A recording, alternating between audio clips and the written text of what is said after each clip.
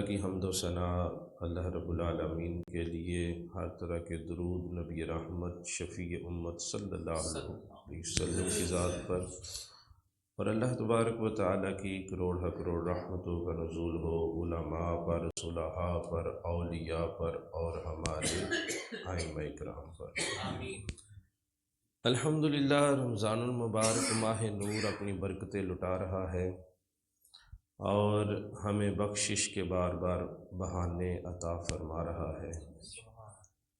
رمضان المبارک کے بے شمار فوائد اور برکتیں ہیں،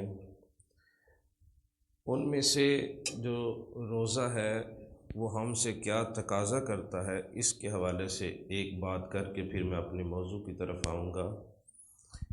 یہ روزہ جو ہے نا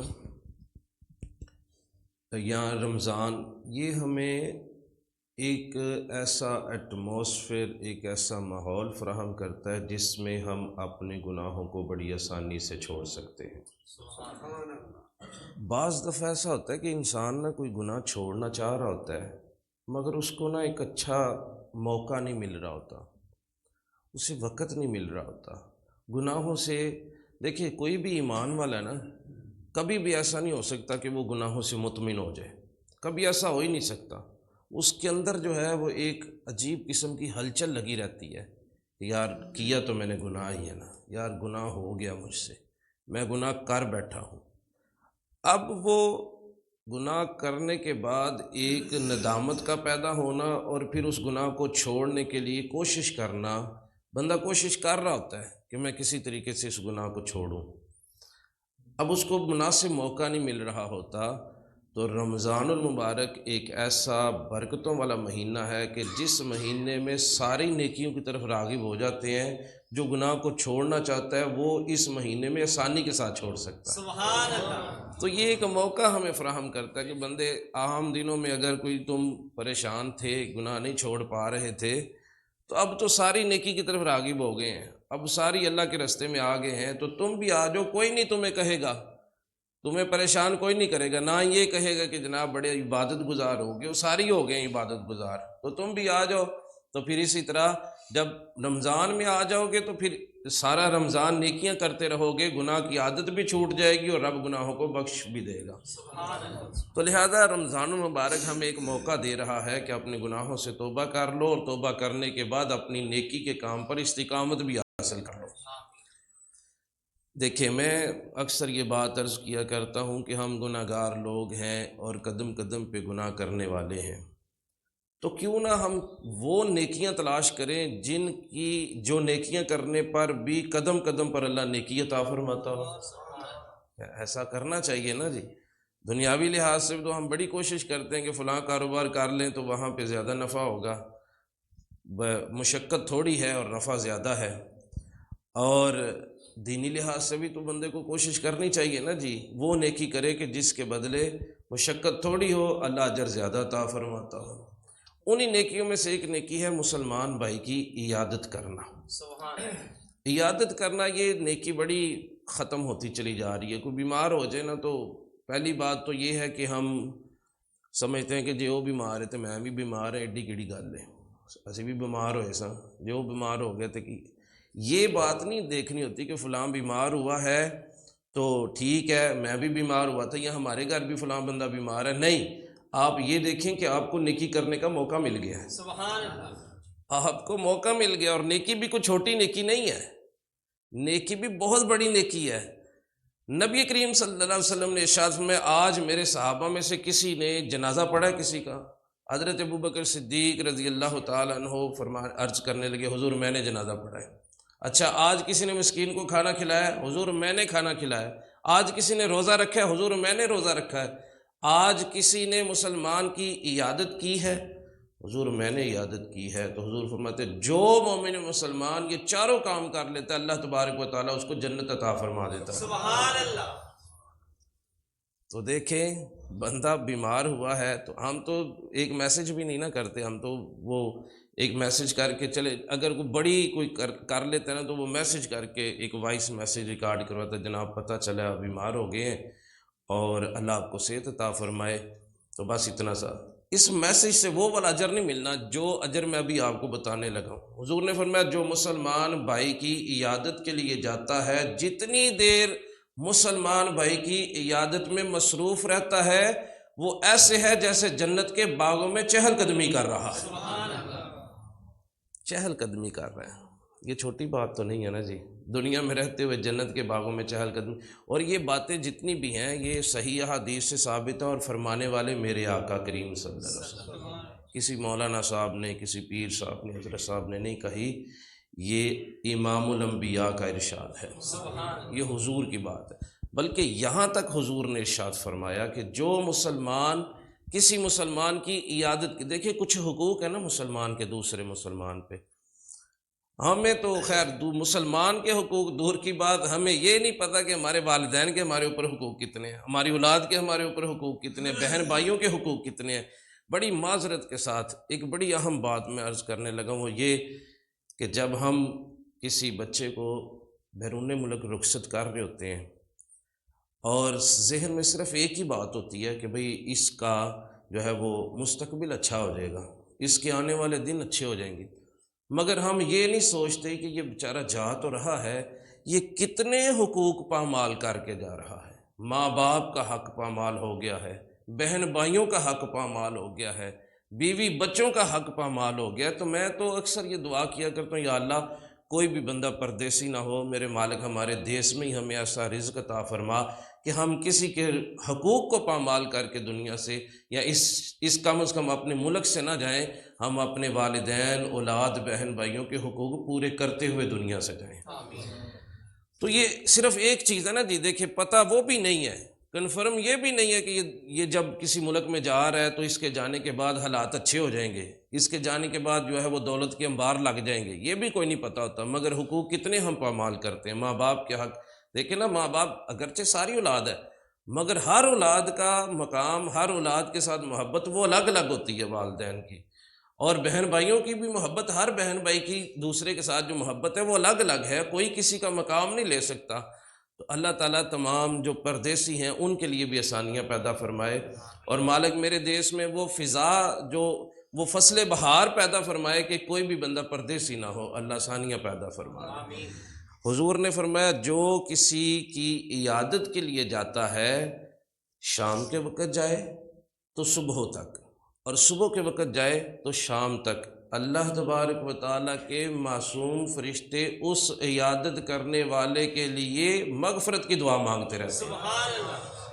اچھا، جس کے لیے فرشتے مغفرت کی دعا مانگیں تو پھر ان کی دعا قبول نہیں ہوگی، بس سوچ پیدا کرنے کی ضرورت ہے نا۔ اچھا، جو حقوق ہیں ان میں سے ایک حق یہ ہے کہ مسلمان سلام کرے تو اس کے سلام کا جواب دیا جائے۔ ہم ناراضگی کا اظہار ایسے کرتے، بندہ سلام کرے تو پھر ہم سٹیٹس دیکھتے ہیں بھئی یہ بندہ کون ہے، کنے سلام کیتا ہے، اور اگر تو وہ بڑا مالدار چودھری صاحب جناب والا کوئی تھوڑا دولت مند شخص ہے تو پھر ہم فوراً جواب دیتے ہیں، اور اس کو پتہ چلتا ہے کہ جناب میں نے سلام لیا تھا تو اس نے جواب دیا، اور جواب کے بعد اس نے آئی کانٹیکٹ بھی کیا کہ جناب میں جواب دیتا جائے۔ اور کوئی ماڑا بندہ جس کے پاس دولت تھوڑی ہے، کوئی چلو اسٹیٹس بھی کوئی نہیں ہے، وہ سلام لے تو ہم بس ٹھیک ہے وعلیکم السلام، جیسے کہ وہ بڑی ہم نے احسان کیا جواب۔ حالانکہ سلام لینا سنت ہے اور جواب دینا واجب ہے، جواب دینا واجب ہے، اور جواب کے لیے یہ نہیں کہا گیا کہ جواب اس کا دینا آپ نے واجب ہے کہ جو دولت مند ہے، جو بڑا عہدے والا ہے، جو آپ کا باس ہے، نہیں، بلکہ ہر مسلمان کا سلام کا جواب دینا ہم پر واجب ہے، اور یہ مسلمان کے حقوق میں سے ایک حق ہے۔ اور سلام کی تو اتنی عظمتیں، اتنی برکتیں ہیں کہ دو صحابی تھے، وہ انہوں نے آپس میں ایک دوسرے کے ساتھ دوستی کی ہوئی تھی، اور کرتے کیا تھے، ان کا عمل یہ تھا صرف کہ صبح فجر کی نماز پڑھتے، اور نماز پڑھنے کے بعد دونوں بیٹھے رہتے، اور جب دن چڑھ جاتا نا، ویسے بھی یہ صحابہ کا معمول تھا کہ فجر کی نماز کے بعد جب تک سورج نہیں نکلتا تھا مسجد میں بیٹھے رہتے تھے، اور پھر اشراق و چاشت پڑھ کے مسجد سے نکلا کرتے تھے۔ اور جو ہے وہ اشراق و چاشت کا اجر اپنی جگہ پہ ہے، اور یہ چونکہ رزق کے بانٹنے کا وقت ہوتا ہے تو پھر اللہ تبارک و تعالیٰ ان کے رزق میں بھی اضافے فرماتا تھا۔ آج ہم لوگ پریشان رہتے ہیں، یار رزق نہیں آتا، رزق نہیں آتا، تو ہم نے کبھی یہ عمل کر کے دیکھا ہے کہ کبھی اشراق و چاشت تو ادا کریں؟ ہمارے استاد محترم بتایا کرتے تھے کہ اشراق و چاشت کرنے والا، پڑھنے والا جو ہے اشراق و چاشت بھی پڑھے اور اس کے رزق میں اضافہ نہ ہو، یہ ناممکن بات ہے، اللہ اس کے رزق میں ضرور اضافہ فرما دیتا ہے۔ اشراق و چاشت، فجر کی نماز کے فوراً بعد بیٹھے رہنا، ذکر درود کرتے رہنا، تلاوت کر لیں، سورج نکل آیا، 20 منٹ گزر گئے جو مکروہ وقت ہے، اور اس کے بعد آپ نے 2 نفل پڑھنے ہیں اور پھر اپنے کام پہ چلے جائیں، جو بھی معاملات ہیں دیکھیے گا اللہ کیسے رزق میں اضافے فرماتا ہے۔ تو میں یہ عرض کر رہا تھا، 2 صحابی تھے، وہ مسجد میں بیٹھے رہتے، جب دن چڑھ جاتا تو دونوں نہ بازار کی طرف نکلتے اور دونوں بازار میں ایک دوسرے سے مل کے سلام لے کے واپس آ جاتے۔ تو ایک دن ایک جو تھے وہ کہنے لگے یار آپ بازار سے کچھ خریدتے تو ہے نہیں ہیں، تو روزانہ مجھے کہہ دیتے چلو بازار چلیے، چلو مارکیٹ چلیے، چلو منڈی میں چلتے ہیں۔ تو میں، عجیب بات ہے، مسجد میں بیٹھتے اللہ کا ذکر کرتے ہیں۔ تو دوسرے صحابی حضرت طفیل رضی اللہ تعالیٰ عنہ فرمانے لگے تم نے سنا نہیں ہے کہ جو مومن مسلمانوں سے سلام لیتا ہے، نبی پاک صلی اللہ علیہ وسلم نے فرمایا اللہ تبارک و تعالیٰ کی طرف سے اس کے لیے مغفرت کی نشانی ہے۔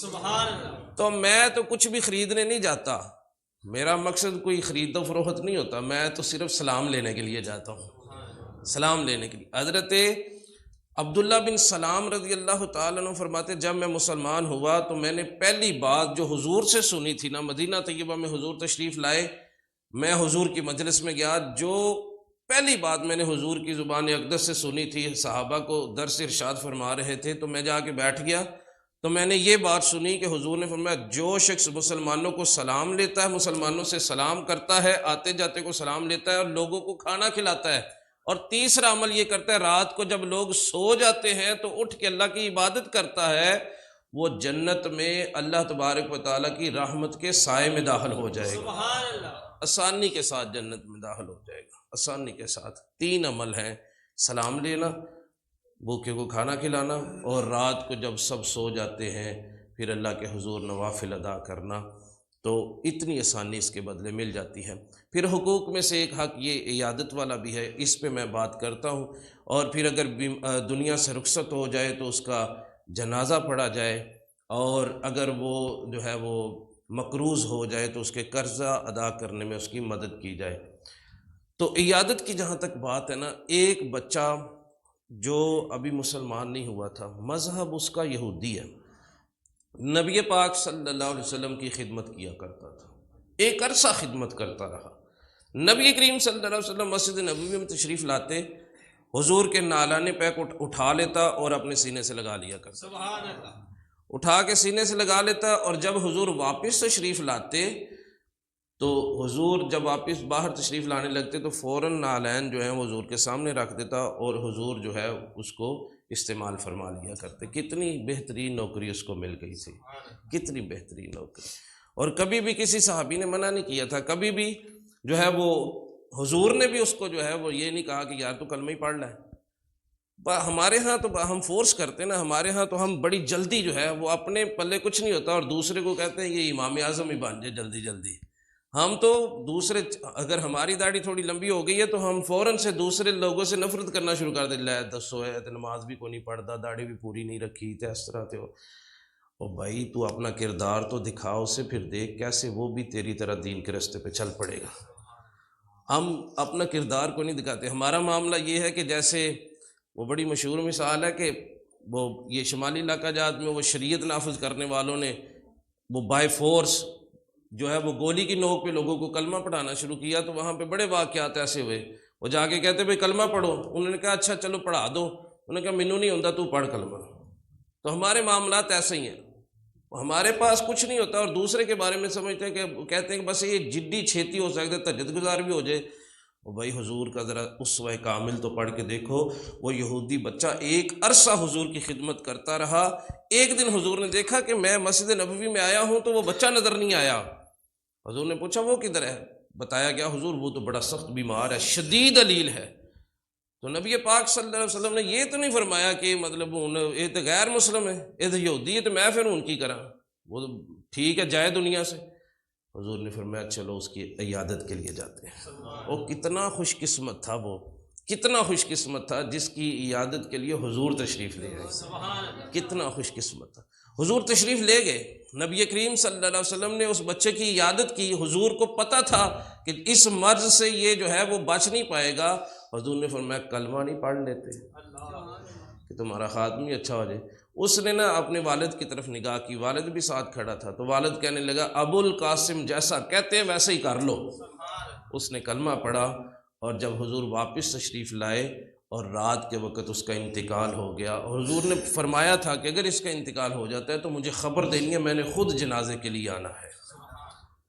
تو دیکھیں حضور تو غیر مسلموں کے بھی عیادت پہ جائیں، اور ہمارا معاملہ یہ ہے کہ ہم سگے بہن بھائیوں کی عیادت کے لیے نہیں جاتے، بس ٹائم ہی نہیں لگا میں کی کراں، ٹھیک ہے چلو اسی بھی مصروف لوگ ہیں کہ اسی تواڈے انگر ویلے تھوڑے ہیں، لا حول ولا قوت۔ یہ ہمارے رٹے رٹائے جملے ہیں، ہم نے یہ نہیں دیکھنا کہ بیمار کون ہے، ہمیں یہ ضرورت نہیں ہے دیکھنے کی کہ بیمار کون ہے۔ اب تو جو موٹیویشن ملی ہے، اب تو جو پتہ چلا ہے وہ یہ ہے کہ ہم نے بیمار تلاش کرنا ہے کہ کون بیمار ملے، میں نیکیاں حاصل کرنے کے لیے اس کی عیادت کے لیے چلا جاؤں، مجھے موقع مل رہا ہے۔ حضرت موسیٰ علیہ السلام کو اللہ تبارک و تعالیٰ نے وحی فرمائی، اے موسیٰ کیا تم چاہتے ہو ساری مخلوق کے برابر تمہیں اجر مل جائے؟ حضرت موسیٰ علیہ السلام عرض کرنے لگے یا اللہ کون نہیں چاہتا؟ تو حضرت موسیٰ علیہ السلام کو رب نے ارشاد فرمایا پھر لوگوں کی عیادت کیا کرو اور مسکینوں کو کھانا کھلایا کرو، اللہ ساری مخلوق کے برابر تمہیں اجر عطا فرمائے گا۔ تو دیکھیں یہ عیادت جو ہے یہ مفت کی نیکیاں ہیں، تو ہم کیوں پیچھے رہ جاتے ہیں؟ حقیقت بات ہے اس حوالے سے ہم بڑے سست پائے گئے ہیں کہ پتہ چل جائے نا کہ فلاں شخص بیمار ہے تو فوراً ہمیں اپنی مصروفیات یاد آ جاتی ہیں، میں بھی بڑا مصروف ہوں، میں فلانا کام ہی کرنا ہے۔ نہیں، نیکی کرنے کے لیے وقت نکال کے نیکی کرتے ہیں، پتہ نہیں ہو سکتا ہے اسی نیکی کے صدقے اللہ ہماری بخشش فرما دے، کیونکہ اس کی رحمت تو بہانے تلاش کر رہی ہے۔ رحمت حق بہانہ می جوید، بہانہ می جوید، اللہ کی رحمت کو بے با نیکیوں کی ضرورت ہی کوئی نہیں، اس کو تو کسی چیز کی ضرورت نہیں، وہ بے نیاز ہے، اس کو کسی چیز کی ضرورت نہیں ہے، مگر اس کی رحمت جو ہے وہ بہانہ ضرور تلاش کر رہی ہے اپنے بندے کو بخشنے کی۔ تو اللہ کو اپنی مخلوق سے بڑا پیار ہے، اپنے بندوں سے بڑا پیار ہے، اور جو اللہ کی مخلوق سے پیار کرتا ہے اللہ اس سے بھی پیار فرما لیتا ہے۔ تو لہٰذا یہ جو عیادت کرنا ہے نا اس کو اپنی عادت کا حصہ بنا لیجئے، اور جب عیادت کر کے جب اچھا اس کے کچھ نا اصول و ضوابط بھی ہیں، ہر چیز کے کوئی نہ کوئی آداب ہوتے ہیں، جیسے مسجد میں آنے کے آداب ہیں، مسجد میں بیٹھنے کے آداب ہیں، مسجد سے باہر جانے کے آداب ہیں، پھر سلام لینے کے آداب ہیں، یعنی ادب جو ہیں یہ بھی ہیں۔ عیادت کے اداب میں سے جب حضور کا طریقہ یہ ہوا کرتا تھا، جب کسی کی عیادت کے لیے تشریف لے جاتے تو اس کی پیشانی پہ ہاتھ رکھ کے اس کے لیے تسلی کے الفاظ بولا کرتے تھے، تسلی کے الفاظ بولتے تھے۔ اور پھر نبی کریم صلی اللہ علیہ وسلم جو مریض ہوتا اس کے بارے میں حضور نے فرمایا اس سے کہو کہ وہ دعا کرے، کیونکہ اس کی دعا پر رب تبارک و تعالیٰ ضرور قبولیت کی مہر فرما دیتا ہے، مریض سے دعا کروائی دے۔ پھر مریض کو جو ہے وہ یہ آداب میں سے ہے، مریض کو ڈھارس بندھائی جائے، اس کے لیے جو ہے وہ جملے وہ بولے جائیں جس سے اس کو اطمینان ہو، جس سے اس کو اطمینان ہو۔ ہمارا عمل تھوڑا سا اس کے بالکل ہی برعکس ہوتا ہے۔ ہم اگر کسی مریض کے پاس چلے جائیں اور اس کی عیادت کے لیے بیچارہ اتنا بیمار نہ بھی ہو تو ہم یہ کہتے ہیں ہی بیماری میرے نا دادا جی نے بھی لگی سی پھر وہ نہیں سن بچے، وہ شاید اے نہیں ایڈی کوئی بچن والی بیماری ایڈی نہیں، چلو خیر اللہ کرے تسی بچ جاؤ، مگر یہ بچن والی ہے نہیں، لا حول ولا قوت۔ یہ کون سا بیمار کے پاس جائیں تو حضور نے فرمایا اس کی تسلی والے الفاظ بولیں، اس کو ڈھارس بندھائیں، اس کے لیے جو ہے وہ آسانی پیدا کریں، اور وقت کا جو ہے وہ بھی انتخاب وہ کریں کہ جو آسانی والا وقت ہو۔ آسانی والا وقت یہ نہیں ہے کہ اب ہمیں نیکیاں حاصل کرنے کا ایک ذوق بڑھا ہے تو اب اس وقت چلے گئے جب لوگ آرام کر رہے ہیں، یا اس وقت چلے گئے کہ جب وہ خانگی امور میں مصروف ہیں لوگ۔ تو لہٰذا یہ ادب بھی سیکھنا ضروری ہے۔ دعا ہے خالق کائنات ہمیں یہ حقوق ادا کرنے کی توفیق عطا فرمائے، اور یہ نیکیاں دیکھیں نا ہر قدم کے بدلے اللہ تبارک و تعالیٰ نیکیاں عطا فرماتا ہے۔ 70,000 فرشتے جو ہیں اس کے لیے مغفرت کی دعا مانگتے ہیں، اور ہر قدم جتنے قدم چل کے جاتے ہیں نا اپنے مسلمان بھائی کی عیادت کے لیے، حضور نے فرمایا ہر قدم کے بدلے اللہ نیکی عطا فرماتا ہے، ہر قدم کے بدلے اللہ اس کا درجہ جنت میں بلند فرماتا ہے، ہر قدم کے بدلے اللہ تبارک و تعالیٰ اس کے گناہوں کو مٹا دیتا ہے۔ ان کو دور دا بندہ لبنا جڑا نیکیاں جس کی عیادت کرنے کے لیے جائیں، چلو ذرا زیادہ ساری نیکیاں بھی ملے۔ مگر یہ اگر گاڑی پہ بھی جائیں گے تو علماء نے لکھا ہے کہ اللہ اس کے بھی ایک ایک قدم کے بدلے جو ہے وہ نیکیاں عطا فرمائے گا۔ اپنے اندر یہ ذوق اور مزاج پیدا کیجئے، اپنے قریبی لوگوں کی عیادت کیجئے۔ اپنے حضور تو حضرت اماں عائشہ صدیقہ رضی اللہ تعالیٰ عنہ کے سر میں درد بھی ہو جاتی تو حضور ان کی بھی عیادت کے لیے تشریف لایا کرتے، ان کی بھی عیادت کے لیے تشریف لاتے تھے۔ اور حضور نے یہ بتایا ہے کہ ضروری نہیں ہے کہ عیادت کے لیے دوسرے شہر جانا یا دوسرے گھر جانا، ہی نہیں، اپنے گھر کے اندر بھی مریضوں کی عیادت کی جا سکتی ہے، ان پہ بھی وہی اجر ملے گا۔ تو لہٰذا اب ہم نے تلاش کر کے مومن مسلمانوں کی عیادت کے لیے جانا ہے، اور یہ ثواب کی نیت سے جانا ہے، اور یہ مد نظر رکھتے ہوئے اور یقین سے جانا ہے کہ مجھے اللہ تبارک و تعالی ہر قدم کے بدلے نیکی عطا فرما رہا ہے۔ اللہ ہمیں عمل کی توفیق عطا فرمائے۔ وما علینا الا البلاغ۔ الحمد للہ رب العالمین والصلاة والسلام علی سید الانبیاء والمرسلین۔ ربنا آتنا فی الدنیا حسنۃ وفی الآخرۃ حسنۃ وقنا عذاب النار۔ ربنا ظلمنا انفسنا وان لم تغفر لنا وترحمنا لنكونن من الخاسرین۔ ربنا لا تزغ قلوبنا بعد إذ هديتنا وهب لنا من لدنك رحمة إنك أنت الوهاب۔ يا مقلب القلوب ثبت قلوبنا على دينك، اللهم أعنا على ذكرك وشكرك وحسن عبادتك یا ارحم الراحمین۔ اس ماہ نور کا صدقہ ہمارے بیماروں کو شفائے کاملہ عاجلہ عطا فرما۔ میرے مولا اس ماہ نور کا صدقہ ہمارے اخلاق کو درست فرما۔ اس ماہ نور کی پر نور پر کیف ساعتوں کا صدقہ میرے مولا ہمیں بخششوں کی نوید سنا۔ میرے مولا اس ماہ نور کی برکتوں سے ہمیں حضور کی سنت سے محبت نصیب فرما۔ اس ماہ نور کی برکت سے ہمیں قرآن کا نور عطا فرما، تلاوت قرآن کی محبت نصیب فرما، تیرے محبوب کی سنت سے محبت نصیب فرما، تیری عبادات کی محبت نصیب فرما۔ میرے مولا ہمیں گناہوں سے نفرت عطا فرما۔ میرے مولا ہماری اولادوں کو ہماری آنکھوں کی ٹھنڈک بنا، ہمارے والدین کی خیر فرما۔ میرے مولا جن کے والدین دنیا سے رخصت ہوئے ان کی آخرت کی منزلیں آسان فرما۔ میرے مولا ان کو اپنے والدین کے لیے کثرت سے اصالِ ثواب کرتے رہنے کی توفیق عطا فرما۔ میرے مولا جن کے والدین حیات ہیں انہیں لمبی زندگی بالخیر عطا فرما۔ میرے مولا ہمیں اپنے بہن بھائیوں دیگر احباب رشتہ دار کے حق حقوق ادا کرتے رہنے کی توفیق عطا فرما۔ میرے مولا خوف آخرت عطا فرما، فکر آخرت عطا فرما۔ میرے مولا ہم سب کی قبر کو بھی روشن فرما۔ میرے مولا تیرے دین کی سر بلندی کے لیے کوشش کرنے کی توفیق عطا فرما، امر بالمعروف و نہی عن المنکر کے فریضے کو ادا کرنے کی توفیق عطا فرما۔